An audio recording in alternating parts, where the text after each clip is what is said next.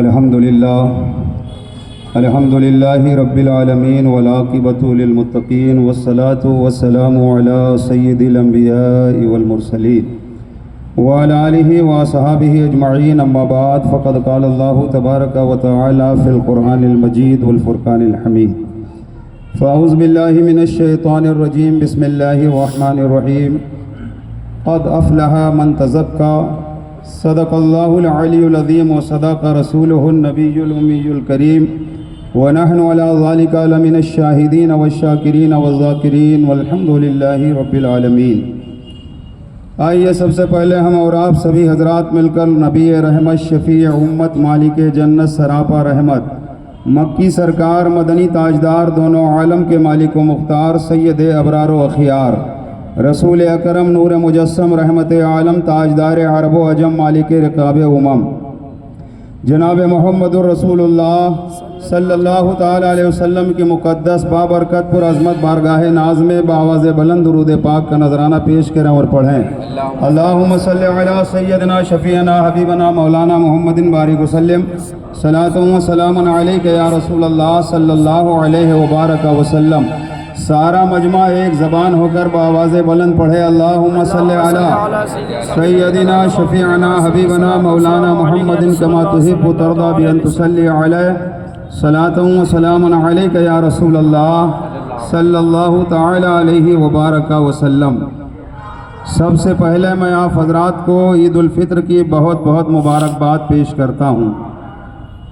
اللہ تعالیٰ کا فضل و کرم ہے. حضرت نور علی شاہ رحمۃ اللہ تعالیٰ علیہ کا فیضان کرم جاری ہے اور امن و شانتی کے ساتھ الحمدللہ ہم نماز عید الفطر ادا کریں گے. چند باتیں آپ حضرات کے گوش گزار کروں گا، توجہ سے سماعت فرما لیں. آج کا دن مزدوری ملنے کا دن ہے. آج کا دن انعام ملنے کا دن ہے. جب مزدور کہیں کام کرتا ہے تو اسے مزدوری ملتی ہے. حدیث پاک میں ہے، حضرت عبداللہ ابن مسعود رضی اللہ تعالیٰ عنہ روایت کرتے ہیں، وہ فرماتے ہیں کہ اللہ کے حبیب صلی اللہ علیہ وسلم نے ارشاد فرمایا، مسلمان جب رمضان المبارک کے روزے رکھ لیتے ہیں اور نماز عید ادا کرنے کے لیے اپنے گھروں سے نکلتے ہیں تو اللہ تعالیٰ ملائکہ سے کہتا ہے، اے میرے فرشتوں، میرے بندے رمضان کے روزے رکھنے کے بعد نماز عید ادا کرنے کے لیے اپنے گھروں سے نکل چکے ہیں اور ہر مزدور کو مزدوری ملتی ہے، لہذا اے ملائکہ گواہ ہو جاؤ، میں نے ان سب کو بخش دیا ہے، میں نے ان سب کی خطاؤں کو معاف فرما دیا ہے. اور روایت میں ملتا ہے کہ نماز عید ادا کر لینے کے بعد ایک منادی ندا کرتا ہے کہ اے امت محمدیہ، اب اپنے گھروں کی طرف پلٹ جاؤ، اس لیے کہ تم نے روزے رکھے اللہ کی رضا کے لیے، تم نے تراویح ادا کی اللہ کی رضا کے لیے، تم نماز عید ادا کرنے کے لیے آئے ہو اللہ کی رضا کے لیے. اٹھو، تم سب کو بخش دیا گیا ہے اور تمہارے گناہوں کو نیکیوں میں تبدیل کر دیا گیا ہے. تو یہ انعام ملنے کا دن ہے، یہ مزدوری ملنے کا دن ہے. اور اللہ کے حبیب صلی اللہ علیہ وسلم کا طریقہ کار کیا تھا؟ عید الفطر کے دن اللہ کے نبی صلی اللہ تعالیٰ علیہ وسلم کس انداز میں نماز عید ادا کرنے کے لیے اپنے گھر سے، اپنے کاشان اقدس سے باہر تشریف لاتے تھے، وہ منظر بھی آپ کی نگاہوں کے سامنے میں پیش کرنا چاہتا ہوں. نبی کریم صلی اللہ تعالیٰ علیہ وسلم عید کے دن غسل فرماتے اور اچھے پاکیزہ لباس زیبتن فرماتے، خوشبو لگاتے. حالانکہ مصطفیٰ جان رحمت صلی اللہ علیہ وسلم کے جسم اطہر سے ایسی خوشبو نکلتی تھی کہ سرکار جس گلی سے نکل جاتے تھے گلی کی گلی مہک جاتی تھی، فضا کی فضا معطر ہو جایا کرتی تھی، مگر اس کے باوجود بھی نبی کریم صلی اللہ علیہ وسلم خوشبو استعمال فرمایا کرتے تھے. پتہ چلا عید کے دن خوشبو لگانا یہ مصطفیٰ جان رحمت صلی اللہ علیہ وسلم کی سنت ہے. پاکیزہ لباس پہنتے، خوشبو لگاتے، غسل فرماتے اور نماز عید کے لیے جب تشریف فرما ہوتے تو چلنے کا انداز الگ تھا. آپ چلتے ہیں، آپ کے چلنے کا انداز الگ ہے. میں چلتا ہوں، میرے چلنے کا انداز الگ ہے. لوگ چلتے ہیں، ان کے چلنے کا انداز الگ ہے. مگر اللہ کے حبیب صلی اللہ علیہ وسلم جب چلا کرتے تھے تو آپ کی نظریں نیچی ہوا کرتی تھیں، اور اللہ کے حبیب صلی اللہ علیہ وسلم آپ کا چلنا بھی بے مثال تھا، آپ کا اٹھنا بھی بے مثال تھا، آپ کا مسکرانا بھی بے مثال تھا، آپ کی ہر ادا لاجواب اور بے مثال تھی. اللہ کے نبی صلی اللہ علیہ وسلم سے جنہوں نے آپ کی سیرت پڑھ کر کے چلنا سیکھا، اس کی زندہ مثال بھارت کی سرزمین پر ملتی ہے. عطائے رسول غریب نواز رحمت اللہ تعالی علیہ بھارت کی سرزمین پر جب آئے تو آپ کے چلنے کا انداز یہ تھا کہ غریب نواز کا چلنا دیکھ کر لوگ اسلام کے قریب ہو جاتے تھے. غریب نواز کا اٹھنا دیکھ کر کے لوگ اسلام کے قریب ہو جایا کرتے تھے. آج بھی بھارت کی سرزمین پر امن و شانتی اگر آپ کو ملے گی تو اللہ والوں کے دربار سے ملے گی، اللہ والوں کی خانقاہ سے ملے گی. ہندوستان کی سرزمین پر آپ کسی بھی اللہ کے ولی کے آستانے پر جائیں، آپ اپنی نظروں سے ملاحظہ کریں گے اللہ والوں کے آستانے پر کوئی تفریق نہیں ہے. امیر و غریب سارے لوگ آتے ہیں، مسلمان بھی آتے ہیں، غیر مسلم بھی آتے ہیں، ہر دھرم مذہب کے لوگ اللہ والوں کے آستانے پر آتے ہیں. ان کا آنا اس بات کی دلیل ہے کہ اولیاء کرام کے آستانے سے نفرتیں تقسیم نہیں ہوتی ہیں بلکہ محبتیں تقسیم ہوتی ہیں، پیار تقسیم ہوتا ہے. یہی وجہ ہے کہ بھارت کی سرزمین پر ہم فخر سے کہتے ہیں کہ ہم بھارتی مسلمان ہیں، اور بھارت کی سرزمین پر ہم صوفی سنتوں کے ماننے والے ہیں اور بزرگان دین کے چاہنے والے ہیں. اللہ والوں نے ہمیں یہی سبق دیا ہے، یہی طریقہ بتایا ہے کہ محبتیں عام کرو، پیار تقسیم کرو، محبتوں کو بانٹو.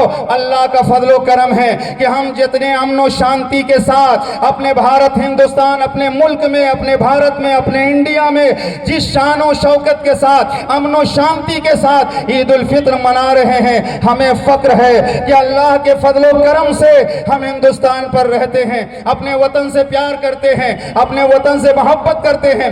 اللہ کے حبیب صلی اللہ علیہ وسلم جب نماز عید کے لیے روانہ ہوتے، آپ کے چلنے کا انداز نرالا ہوتا. بلال حبشی رضی اللہ تعالی عنہ سرکار کے ہمراہ ہوتے. شاہ نجاشی نے بطور انعام اللہ کے رسول کو جو نیزہ عطا فرمایا تھا، وہ نیزہ بلال حبشی کے ساتھ میں ہوتا. بلال آگے آگے ہوتے، امام الانبیاء ساتھ میں ہوتے، اور نماز عید کے لیے جب تشریف فرما ہوتے تو سرکار کو جاتے ہوئے دیکھ کر کے لوگ کشاں کشاں سرکار کے ہمراہ ہو جاتے. گویا ایک جلوس کی شکل میں یہ قافلہ روانہ ہوتا، اور یہ قافلہ پہنچ کر کے اس مقام پر ٹھہر جاتا جہاں نماز عید ادا کرنا ہوتا تھا. صحابہ کرام کا جھرمٹ ہوتا تھا. نبی کریم صلی اللہ علیہ وسلم خطبہ ارشاد فرماتے اور لوگوں کو اچھی باتوں کا حکم دیتے. پتہ یہ چلا کہ ایک راستے سے عید کے دن ہمیں آنا چاہیے، دوسرے راستے سے واپس جانا چاہیے. یہ بھی اللہ کے رسول صلی اللہ علیہ وسلم کا طریقہ کار ہے. حضرات، یہیں تک بات محدود نہیں ہے، بلکہ جس طرح نماز میں کوئی کمی بیشی ہو جاتی ہے سجدہ سہو کیا جاتا ہے تاکہ نماز کی کمی دور ہو جائے، ایسے ہی اللہ کے نبی نے حکم دیا ہے کہ نماز عید سے پہلے صدقہ فطر ادا کرو. صدقہ فطر ہر مالک نصاب پر واجب ہے، اپنی طرف سے اور اپنے چھوٹے بچوں کی طرف سے. اس سال جو صدقے کی رقم متعین ہوئی ہے لگ بھگ 70 روپیہ متعین ہوئی ہے. ہر مسلمان کو چاہیے کہ اپنی طرف سے، اپنے چھوٹے بچوں کی طرف سے صدقہ فطر ادا کرے. 2 کلو 45 یا 47 گرام، جس کی رقم 65-70 روپے کے قریب ہوتی ہے. اور صدقے کی طاقت کا حال یہ ہے کہ میں نے حدیث پاک میں پڑھا ہے، حضرت انس حدیث کے راوی ہیں، وہ فرماتے ہیں اللہ نے جب زمین کو پیدا فرمایا تو زمین لرزنے لگی، زمین کانپنے لگی. اللہ تعالیٰ نے پہاڑوں کو پیدا فرمایا تاکہ زمین کو قرار مل جائے. اللہ نے پہاڑوں کو زمین کے اوپر رکھ دیا، زمین کو قرار مل گیا. فرشتوں نے تعجب سے عرض کیا، اے میرے مالک، کیا تو نے پہاڑ سے زیادہ بھی کوئی مضبوط چیز پیدا فرمائی ہے؟ تو اللہ نے فرمایا ہاں، پہاڑ سے زیادہ مضبوط چیز ہم نے لوہا کو بنایا ہے. لوہا وہ چیز ہے جو بڑے بڑے پہاڑوں کو کاٹ دیتا ہے. فرشتوں نے کہا مولا پہاڑ سے زیادہ طاقتور کیا چیز ہے؟ اللہ نے فرمایا میں نے لوہا کو پیدا فرمایا۔ فرشتوں نے کہا اے میرے مالک لوہا سے زیادہ کوئی طاقتور چیز ہے؟ اللہ رب العزت نے فرمایا ہاں ہم نے لوہا سے مضبوط چیز پیدا فرمائی، وہ ہے آگ۔ بڑا سا بڑا طاقتور لوہا آگ میں پگھل جایا کرتا ہے۔ فرشتوں نے کہا یا اللہ آگ سے زیادہ بھی طاقتور کوئی چیز تو نے پیدا فرمائی؟ اللہ نے فرمایا ہاں وہ پانی ہے، پانی۔ اللہ نے فرمایا میں نے پانی پیدا فرمایا۔ فرشتے کہتے مولا پانی سے زیادہ کوئی طاقتور چیز؟ اللہ نے فرمایا ہاں ہوا۔ فرشتے کہتے ہوا سے زیادہ کوئی طاقتور چیز؟ اللہ فرماتا ہے ابن آدم کا وہ صدقہ جو داہنے ہاتھ سے دے اور بائیں ہاتھ کو خبر نہ ہو، وہ ہوا سے زیادہ بھی قیمتی اور طاقتور صدقہ ہے۔ لہذا عید کے دن جہاں آپ اپنا خیال رکھتے ہیں، اپنے بچوں کا خیال رکھتے ہیں، وہیں پڑوسی کا بھی آپ خیال رکھیں، وہیں غربا و مساکین کا بھی آپ خیال رکھیں، وہیں یتیموں کا بھی آپ خیال رکھیں، وہیں کمزوروں کی بھی آپ مدد کریں۔ کہیں ایسا تو نہیں ہے آپ نے اپنے لیے کپڑے بنوا لیے، اپنے بچوں کے لیے کپڑے بنوا لیے، آپ کا پڑوسی کہیں بھوکا تو نہیں ہے؟ آپ کا پڑوسی کہیں اسے کپڑے میسر ہوئے کہ نہیں ہوئے؟ اس بات کا خیال رکھنا بھی ہماری اور آپ کی ذمہ داری ہے، اس لیے کہ یہ تعلیم ہمیں مصطفیٰ جان رحمت صلی اللہ علیہ وسلم کی بارگاہ سے ملی ہے۔ صحابی رسول روایت کرتے ہیں عید کا دن تھا، اللہ کے نبی صلی اللہ علیہ وسلم نماز عید کے لیے تشریف لے جا رہے تھے۔ اللہ کے نبی کی نظر پڑی راستے میں، عید کا دن ایسا دن ہوتا ہے ہر ایک کے لبوں پر مسکراہٹ ہوتی ہے۔ نبی پاک تشریف لے جا رہے ہیں، راستے میں ننھے ننھے بچے لہو و لعب میں مشغول ہیں، لیکن انہی بچوں میں ایک ایسا بچہ ہے بال بکھرے ہوئے ہیں، جسم پر پرانا لباس ہے، آنکھیں آنسوؤں سے تر ہیں، وہ بچہ الگ تھلگ بیٹھا ہوا ہے۔ مصطفیٰ جان رحمت کی نظریں جب پڑی، اللہ کے حبیب قریب جاتے ہیں، اس بچے سے پوچھتے ہیں اے بیٹے ایک بات بتاؤ، آج عید کا دن ہے، سارے لوگ خوشی سے جھوم رہے ہیں اور تمہارے جسم پر کپڑے نئے نہیں ہیں، بال بکھرے ہوئے ہیں، رونے کا سبب کیا ہے؟ وہ بچہ مصطفیٰ کو پہچانتا نہیں تھا۔ وہ روتے ہوئے بچہ کہنے لگا آپ کون ہیں میرا حال دریافت کرنے والے؟ آپ جائیے اپنا کام کیجئے۔ اللہ کے نبی کو وہ پہچانتا نہیں تھا۔ مصطفیٰ جان رحمت دوبارہ فرماتے ہیں اے شہزادے بتاؤ تو صحیح، عید کا دن ہے، تمہاری آنکھوں سے آنسو کیوں جاری ہیں؟ وہ بچہ کہنے لگا وجہ یہ ہے میرا باپ ایک جنگ میں شہید ہو گیا، میری ماں نے عدت گزار کر کے ایک دوسرا نکاح کر لیا ہے، اور میری ماں کے خاوند نے میرے باپ کی جائیداد پہ قبضہ کر لیا ہے اور مجھے گھر سے نکال دیا ہے۔ کاش میرا باپ زندہ ہوتا تو آج مجھے بھی عید کی خوشی اچھی لگتی اور میرے بدن پر بھی نئے لباس ہوتے۔ کاش میرا باپ اگر حیات ہوتا، میرا باپ زندہ ہوتا تو میرے بدن پر بھی نئے لباس ہوتے، میں بھی عید کی خوشی مناتا۔